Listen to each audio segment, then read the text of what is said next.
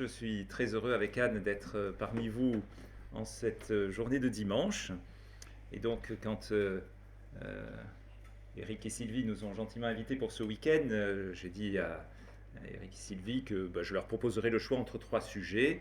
Et puis, ils me diraient peut-être lequel semble le plus approprié. C'est vrai que quand on arrive dans une église comme ça, on ne sait pas d'abord si le sujet qu'on a proposé n'a pas été traité le dimanche d'avant ou si ça ne correspond pas forcément aux besoins. Et donc, je vous propose que nous parlions d'une rentrée joyeuse. Une rentrée joyeuse. Alors, ça, c'est un peu paradoxal parce que si je vous posais la question, quel est le mot le plus joyeux, par exemple, aux enfants? C'est vacances ou c'est rentrée? À votre avis? C'est vacances. Ben oui. Alors, une rentrée joyeuse, vous savez, il y a un mot un peu compliqué, on appelle ça un oxymore. Vous savez, c'est quand on met deux mots à côté qui sont en fait contradictoires. Par exemple, un silence éloquent. Ça, c'est un oxymore. Vous allez apprendre un nouveau mot. Ça, le prof de français sera content. Et bien, finalement, une rentrée joyeuse, ça peut être aussi considéré en quelque sorte comme un oxymore, parce que ça ne va pas forcément ensemble. Mais les vacances, c'est pas forcément si joyeux que ça. D'abord parce qu'il peut pleuvoir alors qu'on avait pensé pouvoir faire une belle balade. Nous, on n'a pas eu de vacances très ensoleillées parce qu'on n'est pas venu dans votre belle région. Voilà. Et puis parce que les vacances, eh ben, parfois, il peut y avoir des tensions. Voilà, donc il faut peut-être se déconnecter un petit peu de vouloir associer des mots qui seraient forcément joyeux et d'autres qui seraient forcément tristes. Puis la rentrée, c'est pas forcément si triste que ça. Alors, nous allons essayer, si vous le voulez bien, de voir dans le Nouveau Testament 7 textes différents qui nous parlent d'une joie complète. Alors ça, c'est assez frappant de voir que c'est d'ailleurs sous la plume de deux auteurs différents, puisqu'il y en a 6 sous la plume de Jean et 1 sous la plume de Paul, que 7 fois dans le Nouveau Testament, et je ne pense pas que ce soit un hasard absolu, nous trouvions cette expression une joie complète ou une joie pleine ou une joie accomplie. Alors l'adjectif pléréo en grec, donc qui a donné complet, accompli, etc., eh bien, il est très intéressant parce qu'il est riche de sens.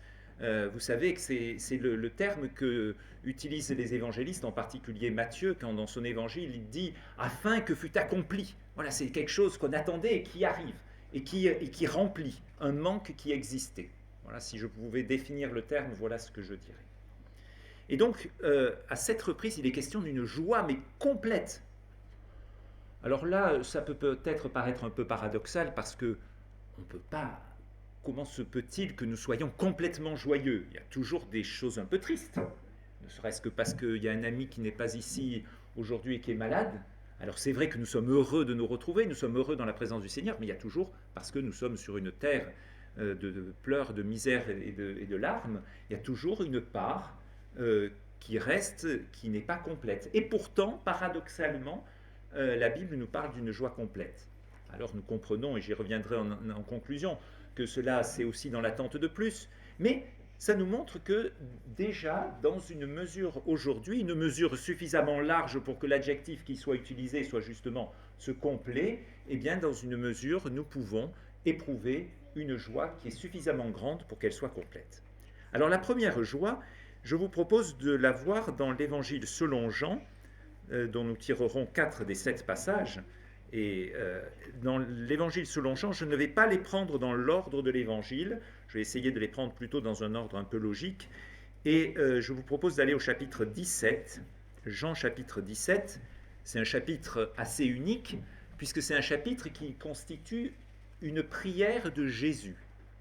On savait que Jésus priait souvent, qu'il priait longtemps, mais le contenu de ses prières ne nous est donné qu'exceptionnellement, et là nous avons le contenu d'une prière de Jésus. Et je ne vais pas la lire en entier, mais juste ces quelques versets. Verset 13, « Et maintenant, dit Jésus à son Père, je viens à toi, et je dis ces choses dans le monde, afin qu'ils aient ma joie accomplie en eux-mêmes. » Ils aient ma joie accomplie en eux-mêmes. Alors là, chaque fois je vais essayer de de rapprocher un petit peu, d'expliquer un peu le texte, et puis nous allons essayer d'en tirer une application à chaque fois. Donc là, Jésus dit, je dis ces choses dans ce monde afin qu'ils aient ma joie accomplie en eux-mêmes. Alors Jésus parle de sa joie qui doit être pleine en nous et qui est reliée à ce qu'il vient de dire. Et qu'est-ce que Jésus vient de dire? Alors naturellement, c'est les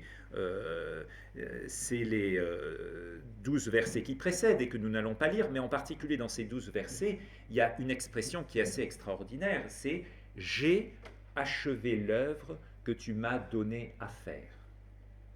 Et la joie dont parle Jésus ici, nous en avons un écho dans ce que tu nous as rappelé, Éric, au début de ce culte, et nous ne n'étions pas concertés là-dessus, c'est Hébreux chapitre 12, verset 2.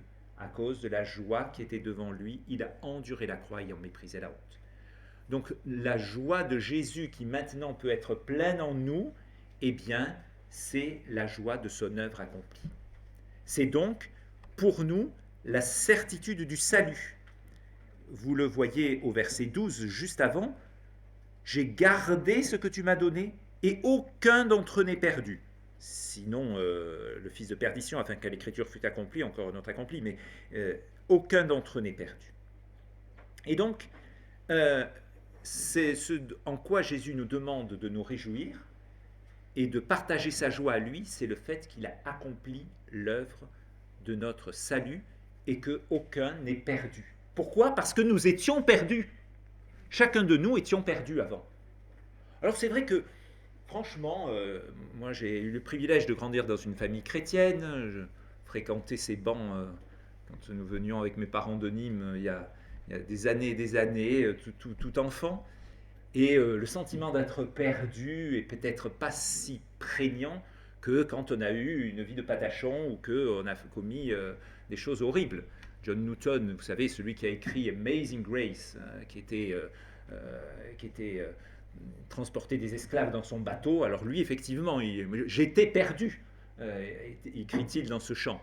Et il avait la conscience d'être perdu. Nous, peut-être, on n'a jamais trouvé qu'on s'était trop perdu dans les sentiers du monde, pour reprendre une expression d'un cantique. Voilà. Mais en fait, on est perdu.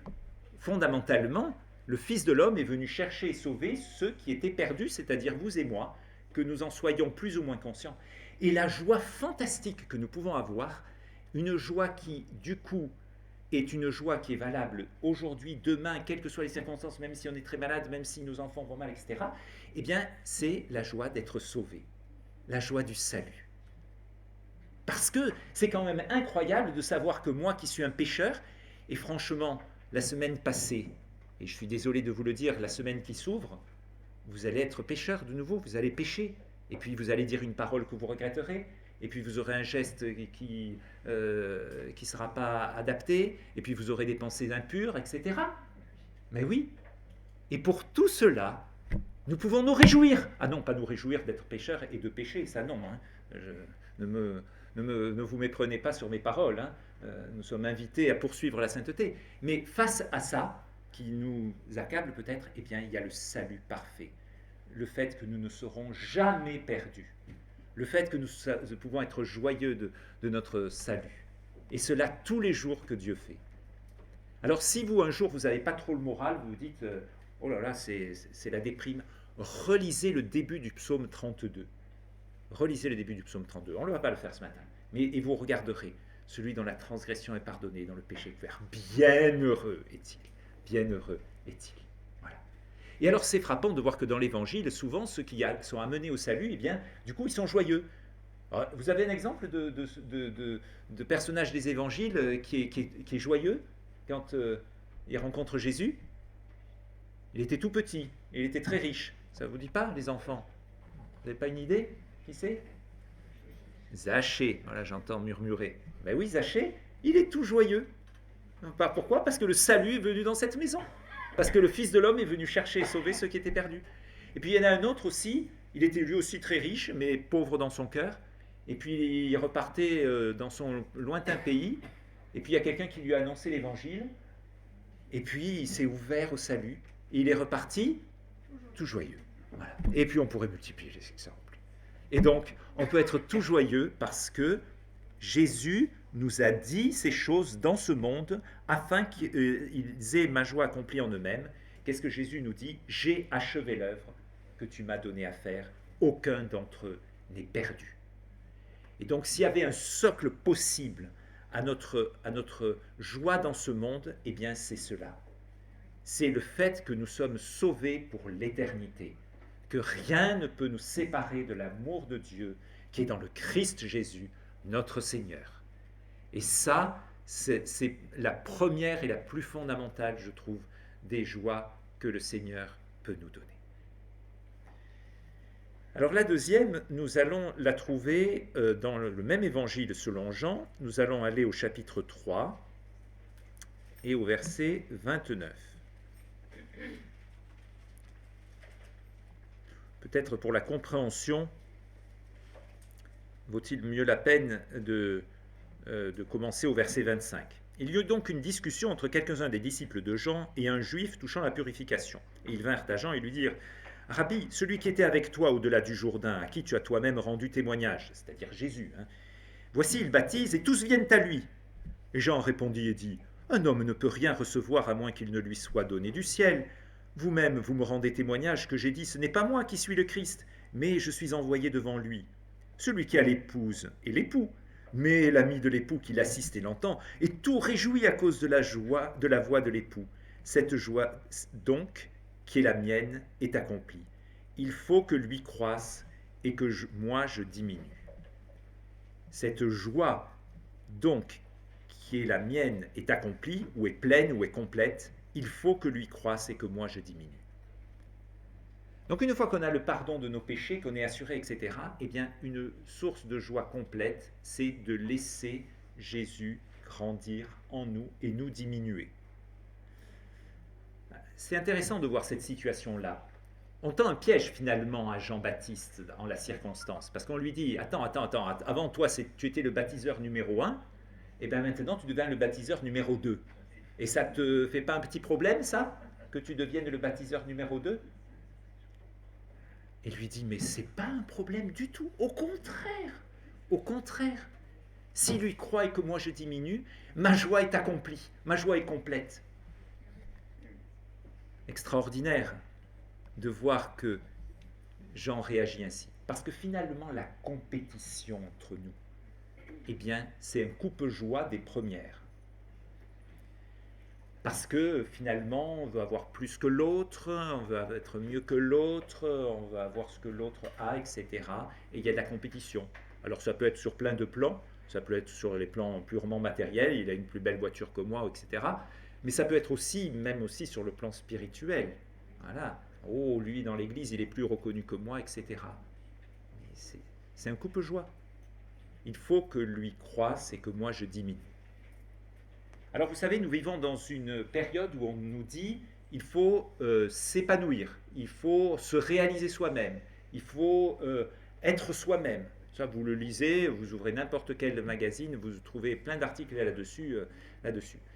Et je suis désolé de vous dire que ça ne marche pas pour les chrétiens, parce que pour les chrétiens, finalement, ce à quoi nous sommes appelés, c'est à ce que lui croisse et que moi je diminue. Ce verset a été à la base de la piété chrétienne depuis des siècles. Et nous aurions tort de le mépriser aujourd'hui parce qu'il n'est pas dans l'air du temps. Alors vous me direz, oui, mais du coup, qu'en est-il de ma personnalité? Comment je vais pouvoir réaliser ce que je suis moi-même, ma personnalité? Parce que c'est quand même important. Est-ce que ça veut dire qu'il faut que j'abandonne tout ce que je suis? Mais non, parce que nous avons été créés par Dieu tel, et Dieu utilise la personnalité que tu as, la personnalité que tu as, pour la transformer à l'image de Jésus. Mais comment était Jésus exactement? Nous en avons les témoignages dans les évangiles, mais nous ne devons non pas des clones les uns à la suite des autres, parce qu'il faudrait imiter exactement ce que fait ce frère-là ou cette sœur-là. Nous gardons chacun notre personnalité, mais dans la mesure où justement cette personnalité est alimentée de la personnalité pleine de Jésus, de celui qui est l'homme, ecce homo, l'homme par excellence, eh bien nous retrouvons notre pleine dimension, l'épanouissement de notre personnalité telle qu'elle est, dans toute la diversité de la façon dont Dieu nous a créés, mais dans la mesure où Jésus en nous croit. Jésus en nous croit dans la mesure morale de son être moral. Parce que nous sommes tous appelés à manifester, par exemple, le fruit de l'esprit, que Jésus a manifesté en plénitude. C'est celui qui est de la terre et de la terre, mais celui qui vient du ciel est au-dessus de tout. Je lis la suite de ces versets, hein, ce n'est pas indépendant, on ne va pas étudier ces versets qui sont extraordinaires, mais car celui que Dieu a envoyé, verset 34, parle les paroles de Dieu, Dieu ne donne pas l'esprit par mesure. Lui, il avait l'esprit sans mesure, Jésus-Christ. Et donc il avait sans mesure cette manifestation du fruit de l'esprit que nous, désormais, nous sommes appelés à intérioriser et à manifester, et cela nous épanouira dans notre personnalité. Il faut le croire, il faut le croire. Et ça nous donnera beaucoup plus de joie que la poursuite égoïste de ce qu'on estime être la réalisation de soi, et qui finalement n'est que souvent une vie tournée vers soi-même. C'est un élément dans lequel Jean-Baptiste nous a précédés et dans lequel il nous donne une leçon de vie, je trouve, tout à fait remarquable. Alors comment laisser Christ grandir en nous? Parce que vous allez me dire, oui, c'est bien gentil, mais c'est un peu théorique. Eh bien, il y a un autre Jean qui a bien compris ça. Et là, cette fois-ci, nous allons aller dans la première épître de Jean, si vous le voulez bien. Première épître de Jean, chapitre 1, verset 1.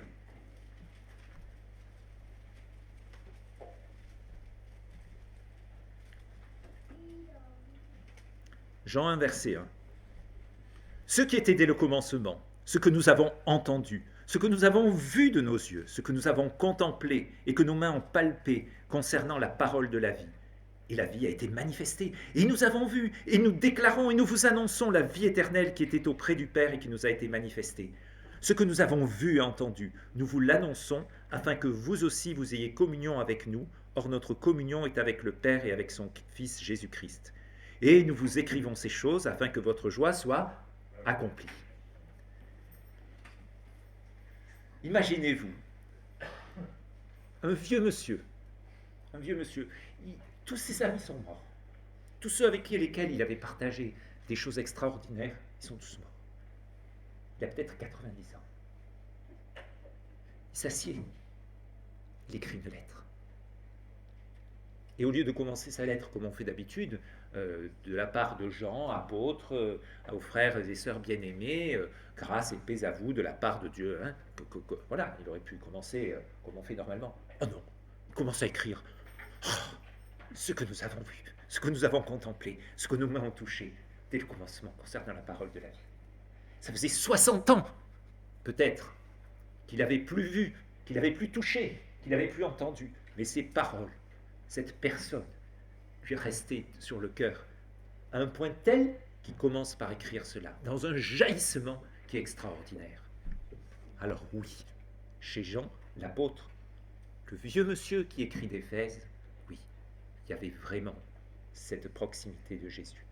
Parce qu'il avait contemplé, il avait compris. Alors je ne vais pas détailler ces versets, mais juste dans ces versets, nous avons une contemplation de Jésus-Christ.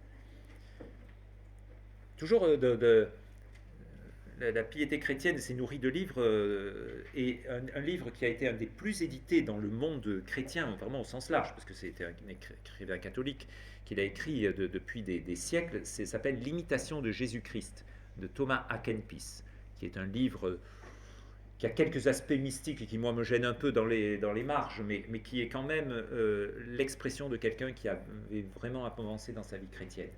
Et qui parle donc de cette imitation de Jésus-Christ et de cette vision que nous devons avoir de sa personne.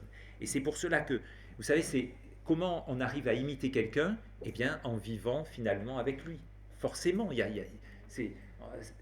qu'on le veuille ou non, sa façon de parler, ses gestes, ses attitudes, eh bien, nous infusent qu'on le veuille ou non. Pour cela qu'un vieux couple, hein, ils se ressemblent souvent beaucoup plus que quand ils viennent de se marier, mais c'est normal, et c'est tant mieux, dans un sens.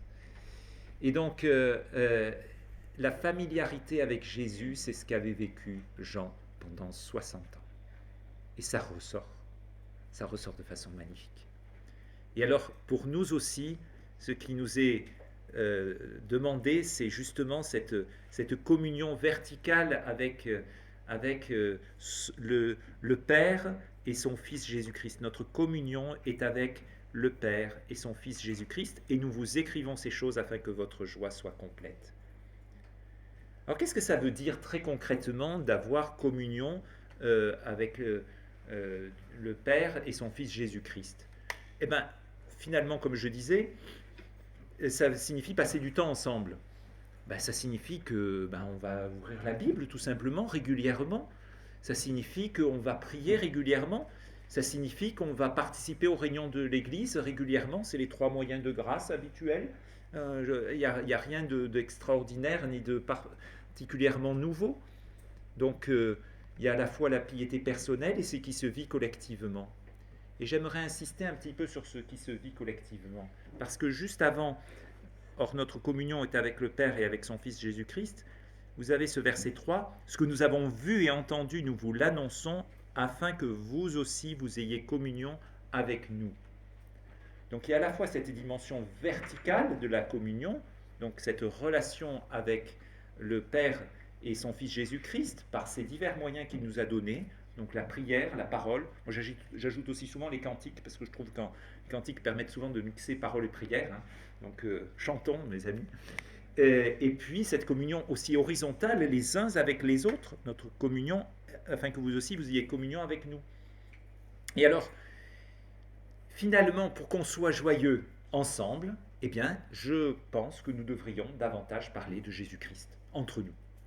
Nous avons souvent une pudeur indue pour évoquer notre vie intérieure. Alors on va parler de choses qui sont importantes aussi, qui vont concerner l'Église, etc.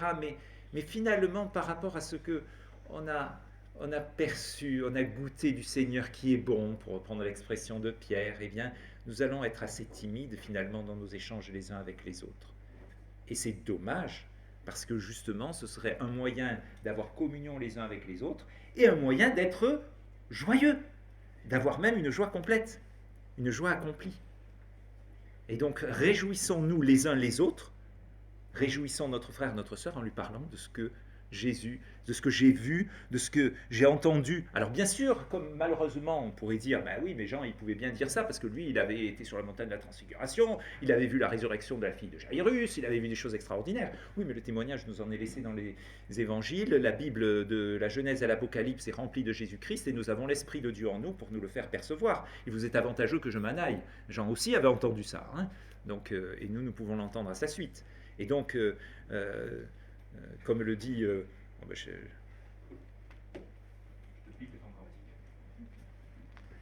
que je préfère mieux le citer. Nous te connaissons sans doute, Jésus, bien mieux qu'autrefois, quand tu poursuivais ta route, t'avançant jusqu'à la croix. L'Église te considère, Seigneur, non plus ici-bas, mais au ciel, auprès du Père, d'où bientôt tu reviendras. Voilà. Donc, il y a cette possibilité qui nous est offerte aussi de contempler, de toucher dans un sens, même si ce n'est pas physique, par la foi que Dieu met en nous. Alors, j'aimerais ensuite avancer, et un quatrième texte, nous revenons dans l'Évangile selon Jean, si vous voulez bien, et nous allons au chapitre 15.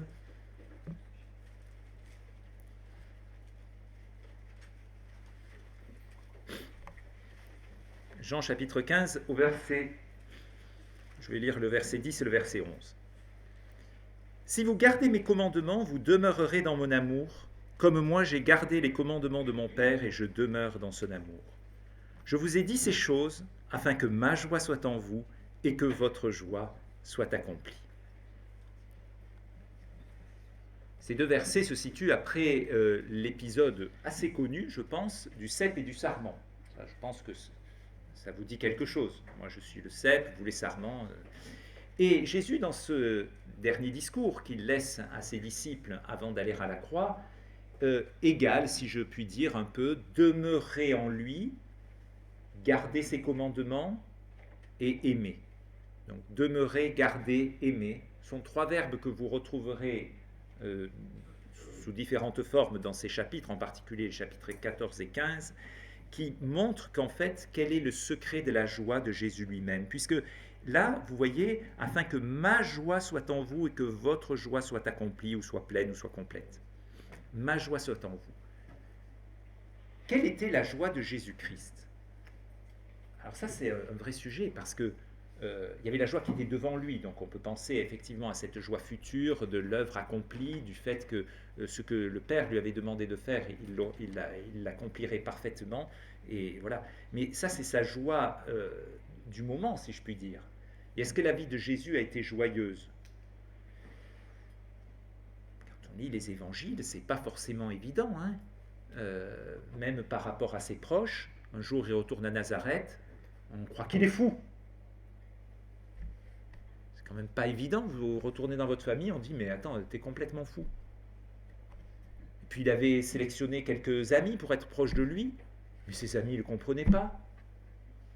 Il disait des choses parfois qui étaient complètement à côté de la plaque. Et puis Jésus avait un ami, parce que Jésus dans son humanité avait des amis, il avait un ami proche. Et puis cet ami est mort un jour. Et Jésus a pleuré. Et puis on pourrait multiplier les exemples. Parce que la condition humaine, c'est faire partie d'un monde qui est sous l'emprise du péché, où il y a encore les pleurs, les larmes, le deuil, la mort, tout cela.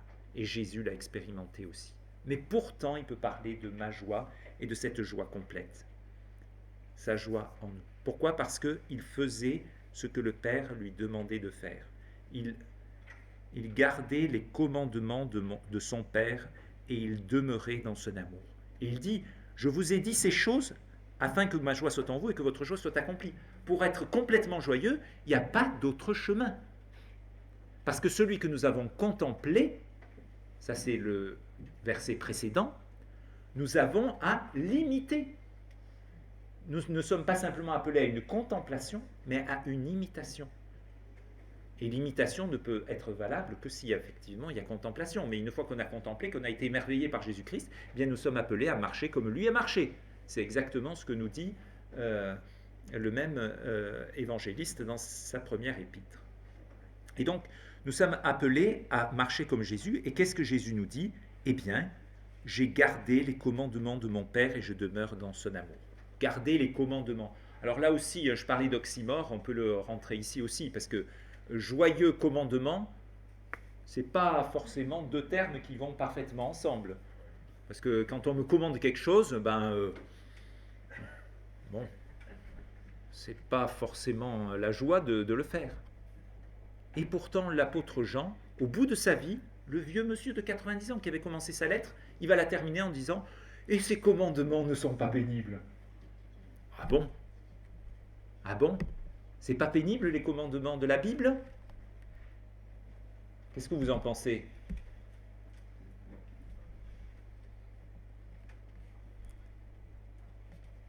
Alors c'est vrai que nous estimons peut-être, à tort, que pour être vraiment joyeux, il faudrait n'avoir aucune contrainte. Ça serait tellement plus cool. Je fais ce que je veux, quand je veux, où je veux. Voilà. Et donc là, bien sûr, je serais parfaitement joyeux, sauf que non.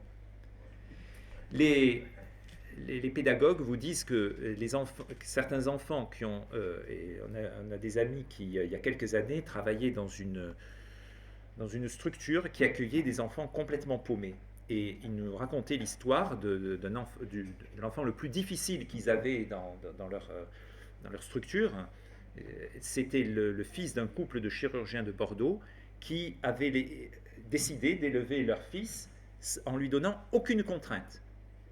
Et ce garçon était complètement perdu, mais à un point terrible. Il n'avait pas pu être scolarisé normalement, donc il était dans cette structure spéciale, voilà. Parce qu'il avait grandi sans aucun cadre. Et on aurait pu dire, voilà un petit garçon qui aurait pu être parfaitement joyeux. Eh bien non. Donc les enfants, quand vos parents vous donnent des ordres, vous pouvez trouver que ce n'est pas tellement la joie, mais finalement, au fond, si. Ça devrait l'être un peu plus. Parce que c'est un cadre qui nous est donné. C'est un cadre qui nous est donné. Et si on n'a pas ce cadre-là, eh bien, on ne peut pas effectivement éprouver une véritable joie. Et cette joie, Jésus l'avait en obéissant à son Père.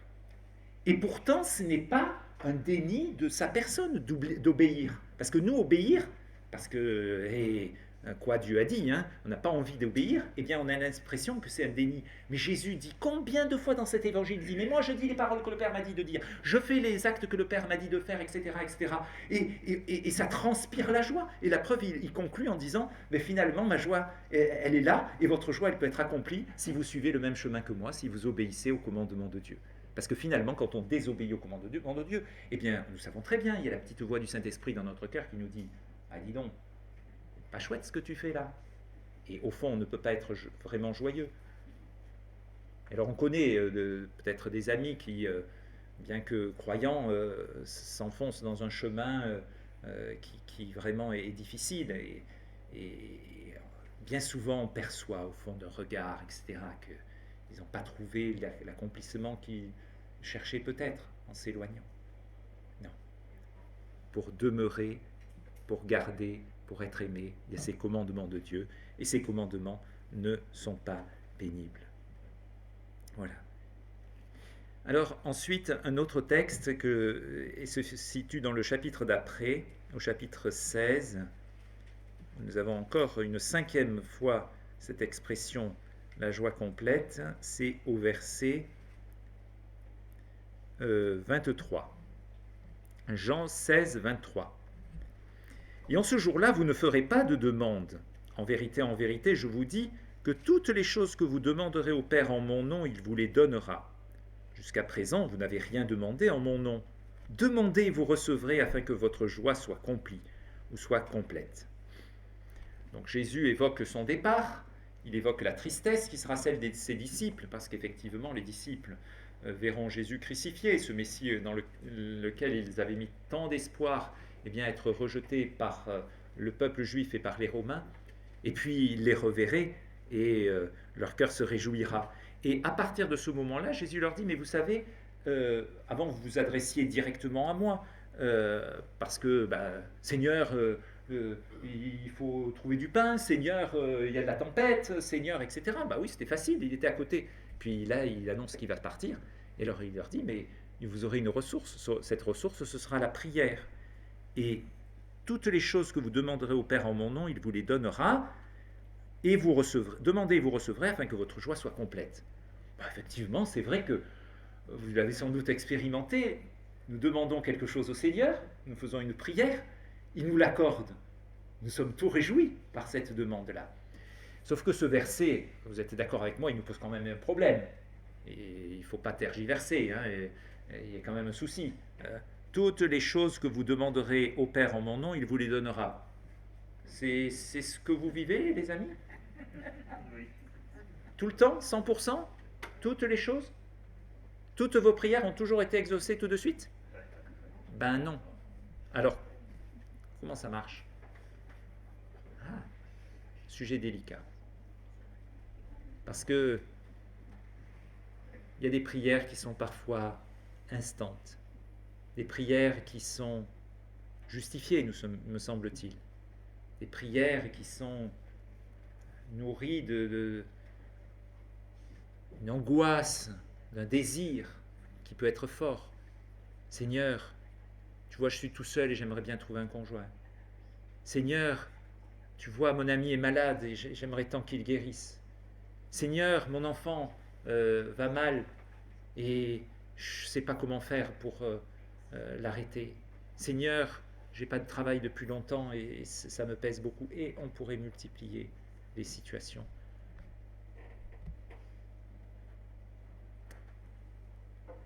Alors, ce n'est pas un sujet facile et il faudrait sans doute un message complet pour en aborder quelques pistes.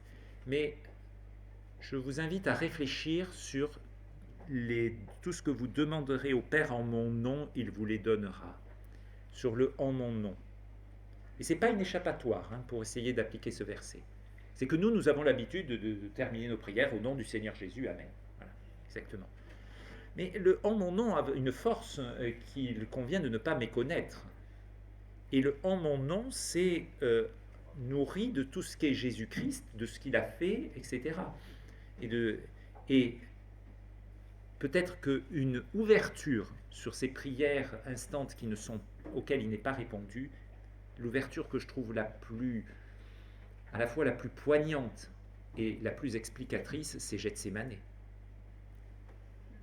Père, si tu pouvais faire passer cette coupe loin de moi, toutefois que ce ne soit pas ma volonté, mais la tienne qui soit faite. Et la volonté de Dieu, en ce moment extraordinaire, unique certes, mais qui par analogie peut aussi nous apprendre, nous enseigner, eh bien cette prière-là, d'éloigner la coupe, n'était pas possible, ce n'était pas selon la volonté de Dieu. Alors, dans les prières non répondues, c'est peut-être aussi parce que nous demandons mal. C'est ce que d'ailleurs Jacques dit de façon assez cash. Hein. Vous n'avez pas parce que vous ne demandez pas, vous demandez mal aussi. Hein, Jacques chapitre 4. Alors pour demander bien, comment demander mieux? Comment avoir des prières qui soient plus intelligentes, des prières auxquelles Jésus puisse répondre, auxquelles plutôt le Père puisse répondre ici? Puisque je fais juste une parenthèse de quelques secondes, vous remarquerez que Jésus demande à ce qu'on prie le Père. D'accord? Et il justifie quelques versets après, je ne vous dis pas que moi je ferai des demandes au Père pour vous, car le Père lui-même vous aime, versets 26 et 27. Parce que vous savez, nous, on a parfois un vieux Roland d'inconfort en se disant, ben oui, il y a le Père, mais il est loin, et puis il est sévère. Alors, Jésus est gentil, lui, donc on va passer par Jésus, on va prier le Seigneur Jésus. Voilà. Non, non. Le Père n'est pas plus méchant que le Fils, excusez-moi de le dire avec respect, comme ça, ou pas plus gentil. Moi et le Père, nous sommes un dans l'intention. Et Jésus nous invite à prier le Père au nom du Fils. Et donc si, en tant que petit enfant, on prie Seigneur Jésus, etc., le soir, eh bien, j'encourage à grandir dans la foi en priant le Père au nom de Jésus-Christ. Et notre prière normale ne devrait pas, entre guillemets, hein, on peut prier le Fils aussi, on trouve des exemples dans la Bible. Enfin, la majorité, et de loin, des exemples de prières qui nous sont donnés dans l'Écriture, c'est des prières au Père, par le Fils, sous l'action du Saint-Esprit. Et donc, notre prière normale, elle est au Père. Voilà, parenthèse fermée. Et donc, et pourquoi? Parce que le Père nous aime. Jésus dit, mais vous voyez, vous n'avez pas besoin de croire que le Père est lointain ou qu'il est dur, pas du tout. Donc le Père lui-même vous aime. Et donc, comment faire pour avoir des prières plus intelligentes, disais-je? Je reviens à mon point. Eh bien, je vous encourage à lire les prières que nous avons dans l'Écriture, et en particulier les prières de quelqu'un à qui il n'a pas toujours été répondu, parce qu'il a supplié un jour 3 fois le Seigneur, et le Seigneur ne lui a pas accordé la délivrance de l'écharpe, mais il a dit « ma grâce te suffit ». Donc c'était quelqu'un quand même, en termes de prière, l'apôtre Paul. Et donc je vous incite à lire les prières de l'apôtre Paul et à voir qu'est-ce qu'il demande, le contenu, qu'est-ce qu'il demande. Mais il demande finalement ce que Jean disait, il faut que lui croisse et que moi j'ai diminué. Je résume, mais c'est un peu ça en fait. Que vous soyez remplis jusqu'à toute la plénitude de Dieu, etc. Alors, si vous avez besoin d'une aide pour rentrer dans ces prières, puisque nous avons des amis libraires ici, je vais leur faire un peu de pub, eh bien, vous pouvez acheter un livre qui est remarquable, qui s'appelle « La prière renouvelée », d'un auteur qui est un de mes auteurs préférés, Don Carson, et qui prend les différentes prières de l'apôtre Paul et essaye de nous montrer comment nous pouvons prier comme l'apôtre Paul priait son Dieu. Et lui qui dit que nous devons être ses imitateurs, franchement, c'est peut-être un bon exemple à suivre.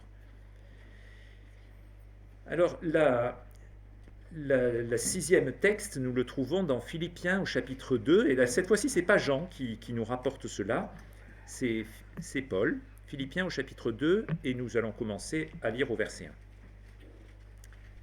Philippiens 2, verset 1.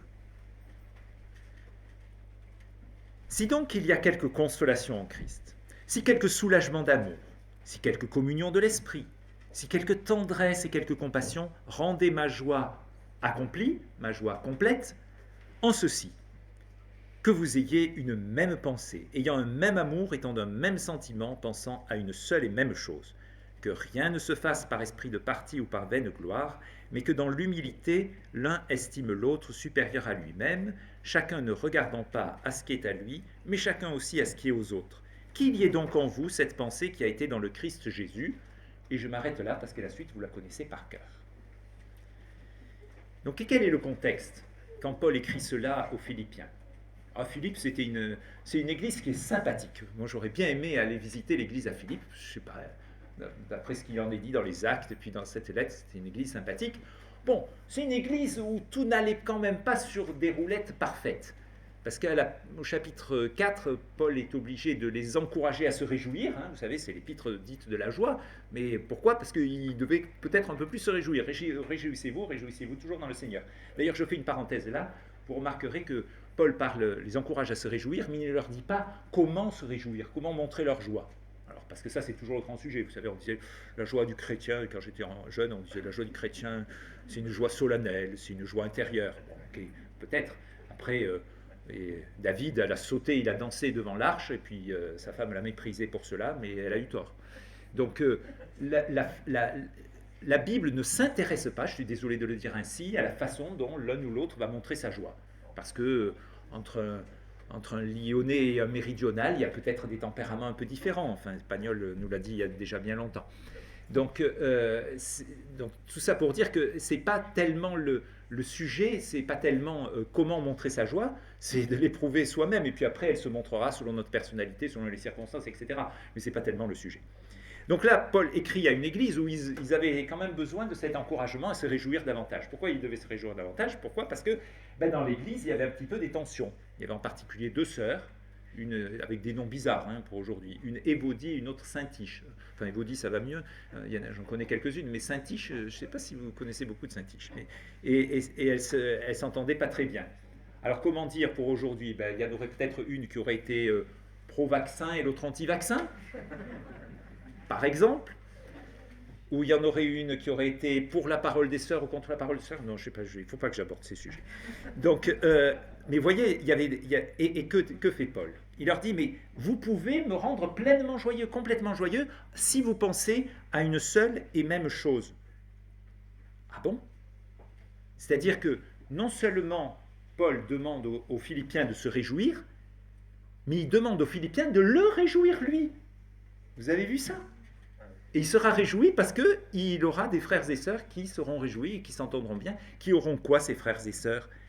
Eh bien, en ceci, rendez ma joie accomplie en ceci, que vous ayez une même pensée, un même amour, un même sentiment, pensant à une seule et même chose. Parce que c'est vrai que la dissension, les tensions, les critiques, les acrimonies au sein de l'Église de Jésus-Christ, ça c'est aussi un bon tu-joie. Bon tu-joie. Et alors, Paul les exhorte à être unis. Alors, vous voyez ce même. Alors, vous allez me dire, oui, mais Paul, du coup, il prônait la pensée unique. C'est sûr que s'il n'y a rien qui dépasse, si on est tous des clones, ça va être simple pour s'entendre. Sauf que ce n'est pas comme ça. Ce que demande Paul, ce n'est pas qu'on ait tous le même avis sur tous les détails partout, mais c'est qu'on ait le même objectif, la même orientation. Et cette orientation, elle est en ne pensant pas à nous-mêmes, mais aux autres.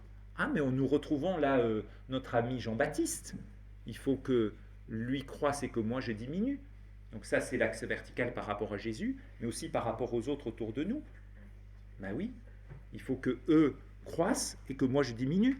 Chacun ne regardant pas ce qui est à lui, mais chacun aussi à ce qui est aux autres. Et ce n'est pas prôner la fausse humilité. C'est pas dire, oh non, vous savez, moi je suis rien, non, c'est toi qui dois faire. Non, c'est simplement mettre les autres dans un rang avant le sien, dans les préoccupations. Voilà. Et ce faisant, on trouvera un épanouissement que Jésus-Christ lui-même a vécu. Puisque cet objectif-là, par quoi Paul va-t-il illustrer son propos? Puisque finalement, l'hymne, on appelle souvent l'hymne des versets 6 à 11 de Philippiens 2, que nous lisons si souvent, nous avons chanté encore sous forme d'un cantique, puisque le 122 de Reflet est largement inspiré par ces versets, et bien finalement, ce n'est qu'une illustration de l'exhortation de Paul. Parce que nous lisons souvent en les prenant, ces 6 versets en les sortant, mais en fait, si vous lisez le flot de l'argument de Paul, la partie d'ailleurs commence à la fin du chapitre 1 et se termine au verset 17 ou 18 du chapitre 2. Donc, finalement, l'hymne n'est qu'une illustration pour dire, voyez l'état d'esprit, finalement, eh bien, cet état d'esprit, il a été en Jésus-Christ. Et il y a un autre élément aussi, c'est que ça nous montre la centralité de Jésus-Christ. Parce que comment être d'un même sentiment, d'une même pensée, d'un même amour, etc., eh bien, on sait très bien que si on regarde dans les détails, on aura un avis différent. Voilà. Parce qu'on aura un avis différent sur la couleur que devrait avoir la bourse pour la collecte. Ou je vous dis un truc un peu exagéré, mais peu importe. On trouvera toujours avoir des avis différents. Mais si on met Jésus-Christ en centre, eh bien, le reste est périphérique. Et nous avons une capacité extraordinaire, mais funeste, de nous étriper sur les points secondaires en oubliant finalement que nous avons un centre. Un frère me disait, un jour, une période il y a quelques années où il y avait malheureusement pas mal de tensions dans les églises, je disais, mais regarde, on est d'accord sur 98%, pourquoi tu veux qu'on parle tous les mois? Parce qu'il nous demandait, tu te rappelleras peut-être des souvenirs, Eric, il nous demandait tous les mois qu'on ait une réunion d'administration spécifique sur les problèmes qu'il y avait dans les églises. Je disais, mais ça va dessécher alors qu'on est d'accord sur 98% ou 99% des sujets. Et il fallait passer beaucoup de temps sur les 2% qui pour moi étaient périphériques. Et bien là, nous avons tort. Et Paul les ressent sur le centre, qui fait que nous sommes chrétiens. Pourquoi on est ensemble en église? Parce qu'on est chrétien. Et pourquoi on est chrétien? Parce qu'on a Christ en commun. Pas forcément les avis détaillés sur tel ou tel point. Et c'est ce que Paul nous demande de vivre pour être joyeux et pour rendre aussi nos frères et sœurs joyeux. Parce que si vous apprenez que dans telle église, eh bien, il y a une bonne entente, eh bien, je suis sûr que vous serez très content d'avoir ces bonnes nouvelles. Voilà. Et j'en viens à mon dernier point, c'est le 7e et dernier verset. Et là, nous allons aller dans une des plus petites lettres du Nouveau Testament, dans la deuxième épître de Jean, pardon, à la fin.